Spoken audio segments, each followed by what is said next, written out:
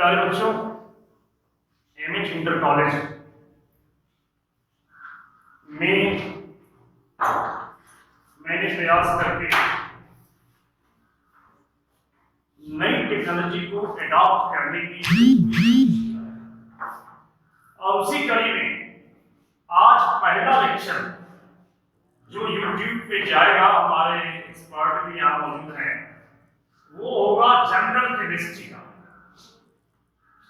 General chemistry वो chemistry हम बताएंगे आपको जो कि हर क्लास के बच्चे जो है केमिस्ट्री जो पढ़ना चाह रहे हैं वो सबके काम आएगा। आज जो है 8 मई है बच्चों, चाहे केमिस्ट्री हो, फिजिक्स हो या और भी दूसरी जितनी भी पढ़ाइयां हैं, ये कहीं ना कहीं हमारे रोजमर्रा की जिंदगी से जुड़ी हुई है। शुरुआत में हम जंगलों में आए थे, आदि मानव थे हम। आदि मानव से धीरे धीरे हमारा विकास, हमारे पूर्वज जब सोचने लगे, सोचना ही हमारी सबसे बड़ी पूंजी है। ईश्वर ने बहुत सारे जीवधारियों को पैदा किया, लेकिन उन सारे जीवधारियों में सबसे श्रेष्ठ, इसे कहते हैं अशरफुल मखलूकात, ये मानव है। मानव को श्रेष्ठ इसलिए कहा गया क्योंकि हमको जो है थोड़ा सा दिमाग ज्यादा मिला है, मस्तिष्क, बुद्धि, विवेकशीलता ये दूसरे और प्राणियों में है, और हमने इस मस्तिष्क का, इस विवेक का इस्तेमाल करके जंगल वाले जिंदगी से वो जीवन जहां की जो है हम भी नंगे थे, हम भी घास खाते थे, पत्ते खाते थे, कच्चे मांस खाते थे, वहां से धीरे धीरे आगे बढ़ना शुरू किया। उसी जंगल में शेर भी था, बंदर भी थे, हाथी भी थी। ये सारे के सारे जानवर आज भी उनकी जीवन दशा, उनके जीने का तरीका वही है जो पहले था, लेकिन हमने आग का ज्ञान लिया, हमने पहिए का ज्ञान लिया, हमने जो है जानवरों को जो है सवारी के तौर पे इस्तेमाल किया। धीरे धीरे हमने गाड़ियां बनाना शुरू की, ट्रेनें बनाई, जहाज बनाए, कंप्यूटर बनाए, बिजली बनाई, न जाने क्या क्या बनाया, और आज हम जिस युग में जी रहे हैं इसको कहते हैं आधुनिक जीवन, या आधुनिक मानव हम इसे मान लें कि हम जो है आज के जो मानव हैं। पढ़ाई क्या है, एजुकेशन क्या है, शिक्षा क्या है, ज्ञान क्या है, वो सिर्फ आदि मानव से आधुनिक मानव बनने के बीच का सारे डेवलपमेंट, सारे विकास, सारे क्रियाकलाप, इन्हीं को जानने का नाम एजुकेशन है, शिक्षा है, ज्ञान है, इल्म है, पढ़ाई। कैसे हम यहां से आज इस युग में पहुंचे, यही हमारे लिए पढ़ाई का मुख्य उद्देश्य रहता है। और हमें ये जानना भी जरूरी है कि हम कैसे जिन्हें बिजली की पैदावार करते हैं, हम कैसे मरीजों का इलाज करते हैं, हम कैसे जो है कपड़े बनाते हैं, हम कैसे ये देश, अपना भारतवर्ष जहां अन्न उत्पादन नहीं के बराबर था, भूखों लोग मरते थे, आज हमारे पास एक बड़ा भंडार है, हमने उसमें काम किया। ये सारी चीजें स्कूल के अंदर आपको केवल जानना है। खोजने वाले तो प्रयोगशालाओं में बैठ के खोजा करते हैं, आपको अभी लेबोरेटरी में नहीं जाना है। यहाँ तो सिर्फ हम ये जानने का प्रयास करेंगे कि कैसे हमने जो है जंगल से निकल के और आज मंगल की दुनिया में जाने की बात कर रहे हैं। ये कहानी कैसे कैसे आगे बढ़ी, और जब ये कहानी, ये ज्ञान आगे बढ़ने लगा, उसका सबसे अच्छा तरीका जिसको पूरी दुनिया ने माना, उसे कहा जाता है वैज्ञानिक तरीका, वैज्ञानिक मेथड, साइंटिफिक मेथड।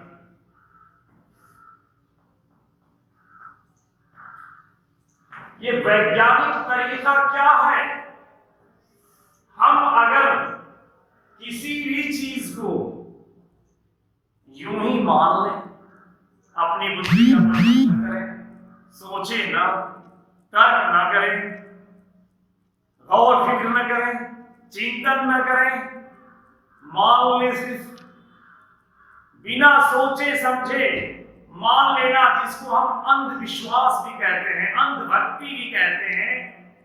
अगर जो है हमने जो है अपने विवेक का प्रयोग किए बगैर, बगैर जांचे, बगैर परखे अगर किसी बात को मान लिया, बहुत सारी चीजें मानते हैं हम। बिल्ली रास्ता काटेगी, एक्सीडेंट हो जाएगा।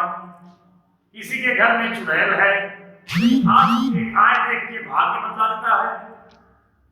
कोई कहता है कि आपका ग्रह जो है संकट में चल रहा है। कोई मुल्ला, कोई पंडित मंत्र पढ़ के और ताबीज दे के आपका इलाज की बात करता है। ये वो सारे विश्वास की बातें, ये सब जो है धर्म हो सकता है, विज्ञान हो सकता है। विज्ञान और वैज्ञानिक तरीका हम सिर्फ एक लाइन में ये बतलाते हैं कि वह ज्ञान जिसको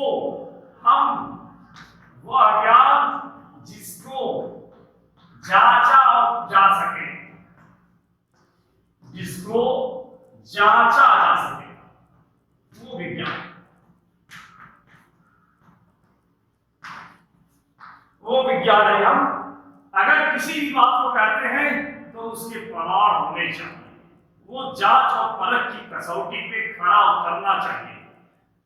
अगर जांच और परख के बहुत सारे तरीके डेवलप हो चुके हैं, बहुत सारे इंस्ट्रूमेंट डेवलप हो चुके हैं, अगर बगैर जांचे परखे हम बातें मानते रहेंगे तो ये अंधभक्ति और अंधविश्वास हमें हमारा ही शोषण कराएंगे। जैसा कि यह बहुत जगहों पे अपने देश में देखने को मिलता है। हमें धर्म, जाति, छोटा बड़ा में बांट कर हमारा शोषण किया जाता है और हम उसको समझ नहीं पाते। अगर हमने इस जांच परख की प्रक्रिया को अपनाया और ये तय कर लिया कि हम वही मानेंगे जिसको हमारा तर्क, हमारी बुद्धि, हमारा विवेक और साइंस की प्रयोगशाला प्रमाणित करेगी, तो ऐसे शोषण से बच सकता है। और एक तरीका जो पढ़ने का है, यही है वैज्ञानिक तरीका, या इसको हम कहते हैं विज्ञान। अब विज्ञान के अंदर भी इतने सारे कार्य होते गए रोज बरोज, ये हजारों सालों की कहानी, कि अब इसको हमने अलग अलग शाखाओं में बांटा। उसमें एक शाखा जो प्रमुख है वो रसायन विज्ञान है, जिसको हम केमिस्ट्री कहते हैं। और केमिस्ट्री को जहां तक मैं समझ पाया हूं, ये केमिस्ट्री शब्द की उत्पत्ति विश्व के नाम से हुई है, क्योंकि उस जमाने में वैज्ञानिक केमिस्ट्री का कार्य करते थे, उन्हें कीमियागर कहते थे। और वो कीमियागर जो है तरह तरह के विलेन बनाना, घोलना, धातुओं को साफ करना, सोने बनाना, और न जाने क्या क्या उनके सपने थे। 2-3 सपने तो बड़े अजीब अजीब थे कि अगर हम कोई ऐसा पारस पत्थर बना लें जिससे किसी भी चीज को छू दे तो वो सोना हो जाए। ये उनका ख्वाब था। उनका ख्वाब था एक कोई ऐसा द्रव बना लें, एलिक्सिर ऑफ लाइफ, अमृत, जिसे पी के तुम मरे ही नहीं। बड़े बड़े राजा महाराजाओं की आलीशान कोठियां और जो है बड़े बड़े जो है उनके दरबार और उनकी शान शौकत, दुनिया से जाने की भी जब तबीयत नहीं होती तो अपने लोगों को लगा दिया कि एलिक्सिर ऑफ लाइफ बनाओ, अमृत बनाओ, कोई ऐसा विनायक बनाओ जिसमें कि सारी की सारी चीजें जो है भूल जाए। ये सारी चीजें अब तक हमने बनाई तो नहीं, लेकिन इन इन चीजों को ढूंढने में जो हमने प्रयास किया, उसमें बहुत सारे ऐसे ऐसे तरीके सीखे जिससे हमारे जीवन के बहुत दूसरे काम आसान हो गए। वहां से केमिस्ट्री की शुरुआत हुई, लेकिन केमिस्ट्री वहां से चलती है और जब आगे बढ़ती है तो दुनिया की एक गुत्थी और सुलझाती है। जब मनुष्य के दिमाग में सवाल आता है ये दुनिया बनी कैसे, ये दुनिया बनी किससे है। अलग अलग जमाने में अलग अलग विचार थे। किसी जमाने में ये भी कहा गया किसी 5 तत्व, पंच तत्व की दुनिया है, हवा, पानी, आकाश। ये पंच तत्व जो है, हवा, पानी, आग और मिट्टी, इन 5 तत्वों पर हमारा विश्वास था कि इन्हीं 5 तत्वों से दुनिया बनी है। केमिस्ट्री ने, साइंस ने कहा ऐसा कुछ भी नहीं है, आकाश तो जो है कोई चीज है ही नहीं है, ये तो प्रकाश का परावर्तन, प्रकीर्णन से रंग दिखाई देता है। हवा कई गैसों का मिश्रण है, पानी खुद जो है हाइड्रोजन और ऑक्सीजन का यौगिक है, आग जो है एक तरह की ऊर्जा है और मिट्टी खुद भी मिश्रण है। ये 5 तत्व को बारे में जब हम पढ़ाई, हमारा ज्ञान आगे बढ़ता गया तो हमने कहा कि नहीं, ये विचारधारा किसी जमाने में किसी ने सोची होगी, लेकिन हमारी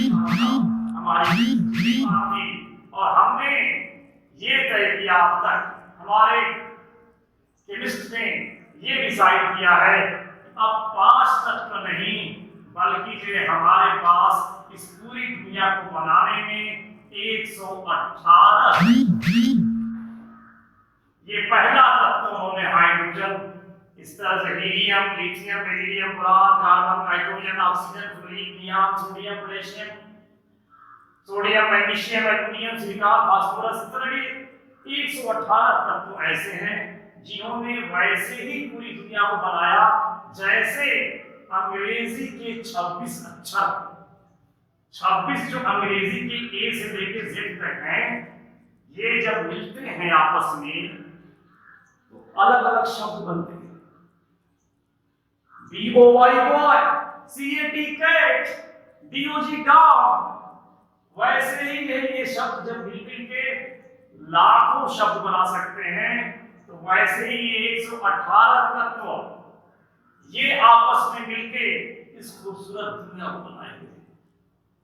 ये कायनात में सारी चीजें, हम भी, हमारे सुनने वाले भी, और इस कार्यक्रम को, इस लेक्चर को आयोजित करने के लिए सारी की सारी चीजें जिसे हम देख पा रहे हैं या नहीं देख पा रहे हैं, वो सारी की सारी चीजें इन 118 तत्वों से बनी है। तत्व के बारे में मैं सिर्फ एक लाइन जोड़ूंगा, ये ब्रह्मांड का सबसे शुद्ध पदार्थ है, ब्रह्मांड का सबसे शुद्ध, और इस ब्रह्मांड में ये प्योर है। Purest form of matter is called element. Form of matter is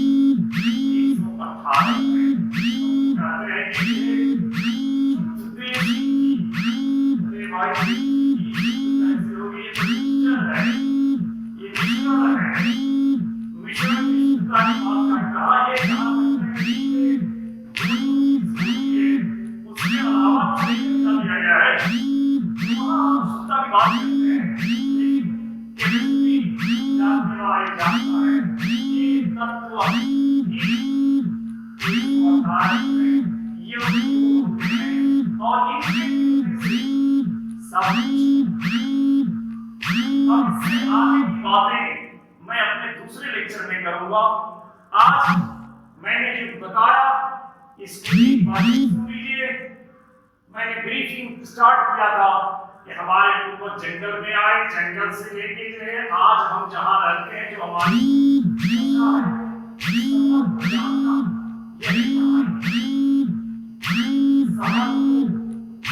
इच्छा है मोटिवेशन या मोटिवेशन करो, यहाँ दोनों बनने की कहानी को जानना है, वो भी करो। 6 से लेकर 12 तक नई चीज नहीं होता, वो केवल जान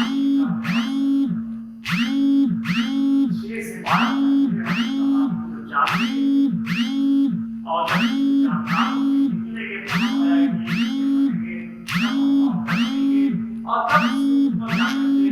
कुछ नई चीजें खोजने की बात करेंगे। यहाँ तो हम खोजने की नहीं, सीखने की बात कर रहे हैं। और पढ़ाई है, इसको सरदर्द समझ के नहीं, मन लगा के करना है।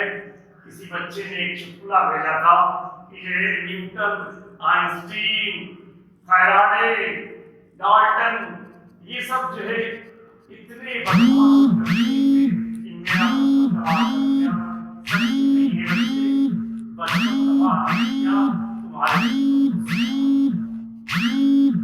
नहीं होते, नहीं होती, कंप्यूटर नहीं होता, मोबाइल नहीं होता, कोरोना बीमारी के दौरान बीमार पड़ने को बात चल रही है। कोविड-19 का टीका भी जरूर खोजा जाएगा और इस महामारी से हम फिर दोबारा कॉलेज में आएंगे और रौनक इस कॉलेज की बढ़ेगी। आप अभी हमसे भले दूर हैं, लेकिन हमारे मन में, हमारे मस्तिष्क में, हमारे विचारों में हमेशा आप जो है आ रहे हैं कि आपने इस पल को, इस वक्त को कैसे इस्तेमाल किया जाए। बच्चों, जिंदगी को बेहतर ढंग से जीने के लिए जरूरी है अपने एक एक लम्हों का हिसाब रखा जाए।